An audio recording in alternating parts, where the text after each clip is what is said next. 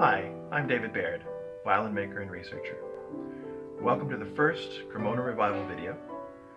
We're going to take a look at the best violins ever made. Cremona Revival. Can we do as they did? From their traditions and tools, each build unique? Can we read and use the geometry behind those great Italian instruments? Yes.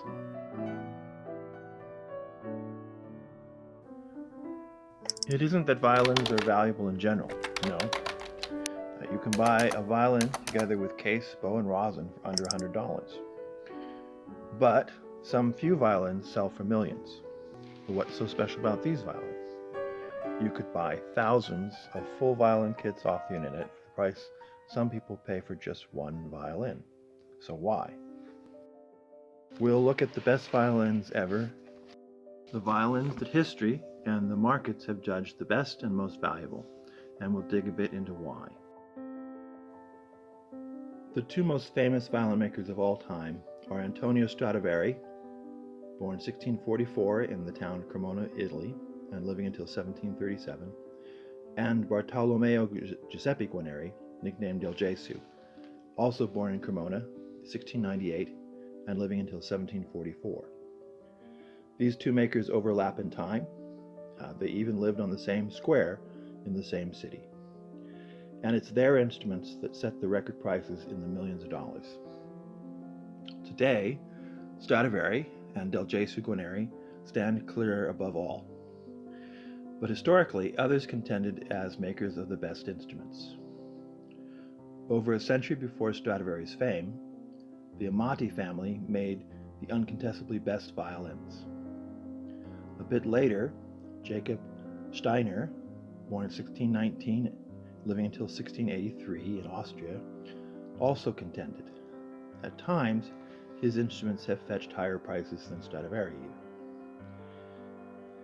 Now, if we went back somehow in time to ask a few great musicians like Haydn or Handel which violins were best, they might answer Stradivari. Stradivari was well known and respected all around the world.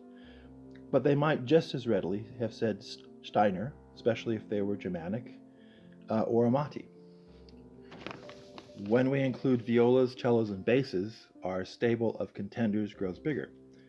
Best cellos need to include Venetian makers, Matteo Gofriller, 1659 to 1742, and Domenico Montagna, 1686 to 1750, are some of the very best.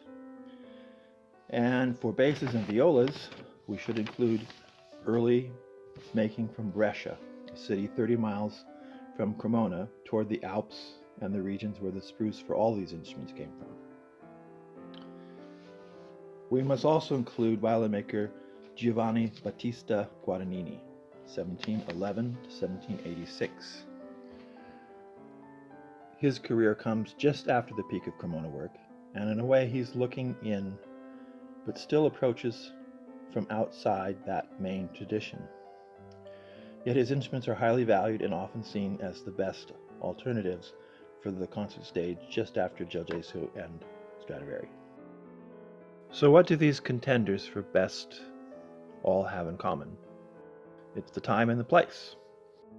These are all from mid-1500 through mid-1700s, and these are all in places revolving around Cremona, Italy. The Amati, Guarneri, and Stradivari's families actually all lived and worked on the same little square in Old Cremona. Brescia and its makers were about 30 miles from Cremona toward the Alps. Venice and its makers were about 150 miles down the Po River from Cremona. And Guadagnini moved around in many towns, but all in the region basically around Cremona. The furthest he went away was Turin.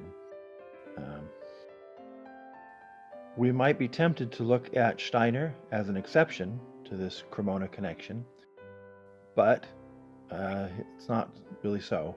We know he traveled to Italy as a journeyman from around 1630 to 1643, and it's believed he studied under Niccolò Amati in Cremona.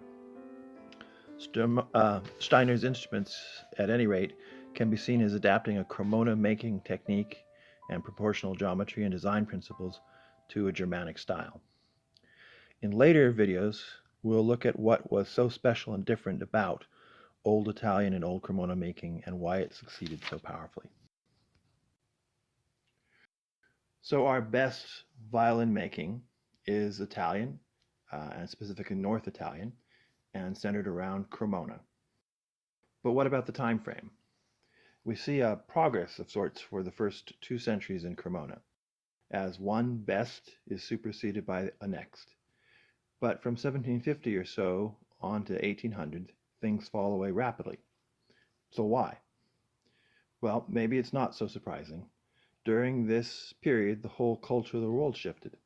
Technology, science, politics, commerce, society, even the arts, all transformed, and our new modern world emerged. But all the very best ever violins belong to the old ways. Our story of best ever actually wraps up after 1750.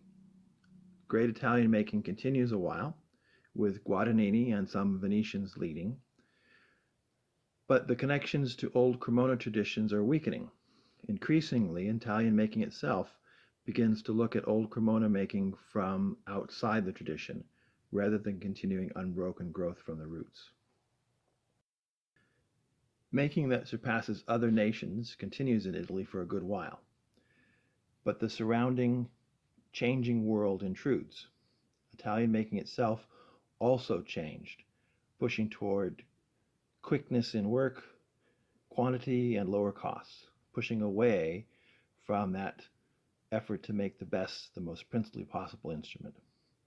The old ways were definitely ending.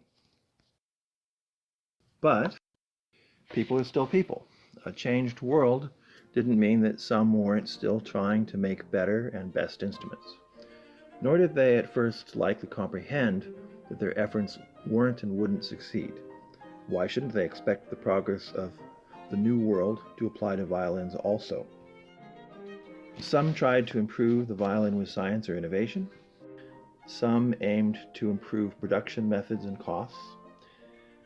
And others are now beginning to recognize that the old Italian stuff was desired and outshone the bulk of newer, lower cost instruments.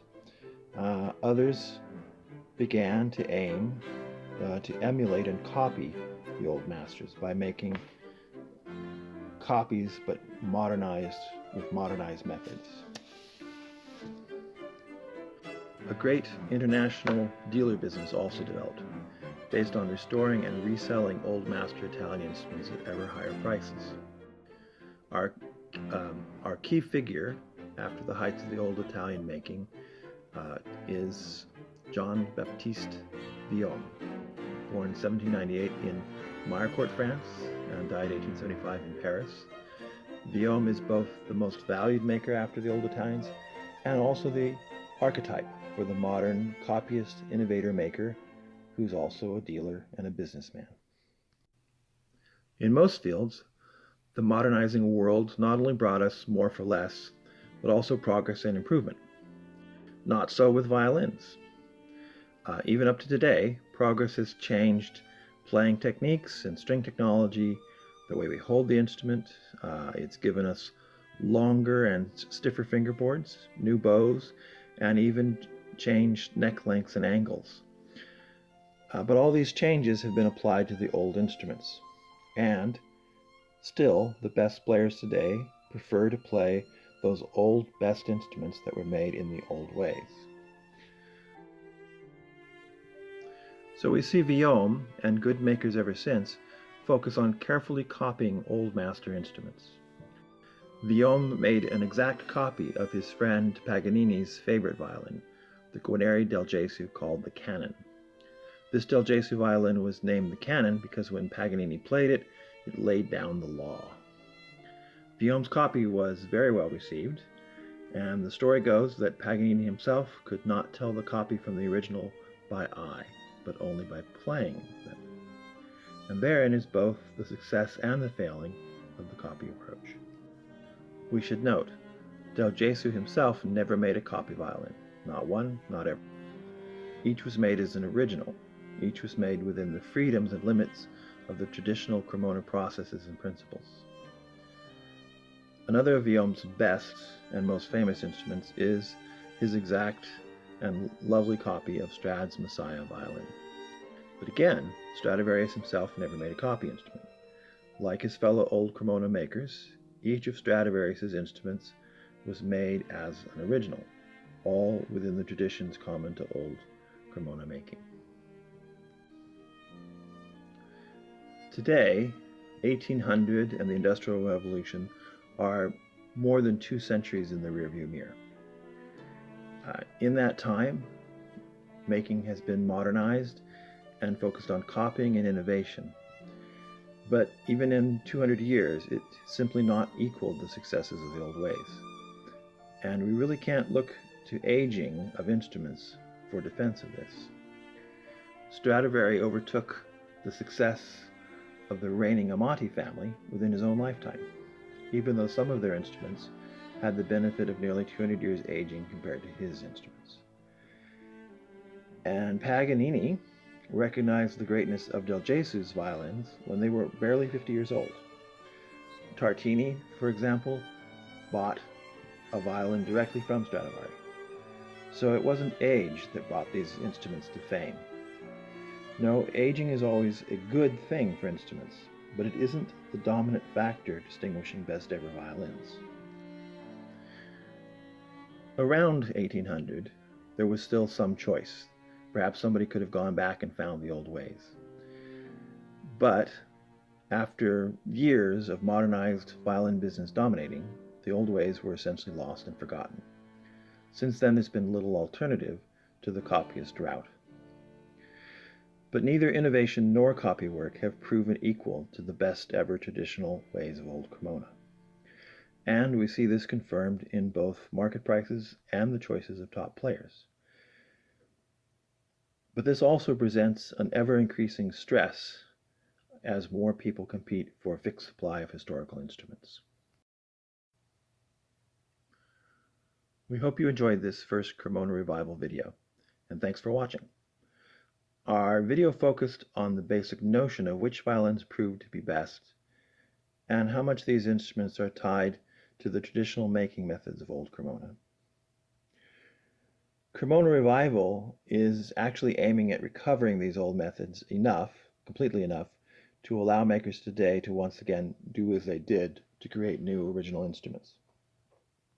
Eventually, we'd like to see a community of makers working entirely within these recovered old ways.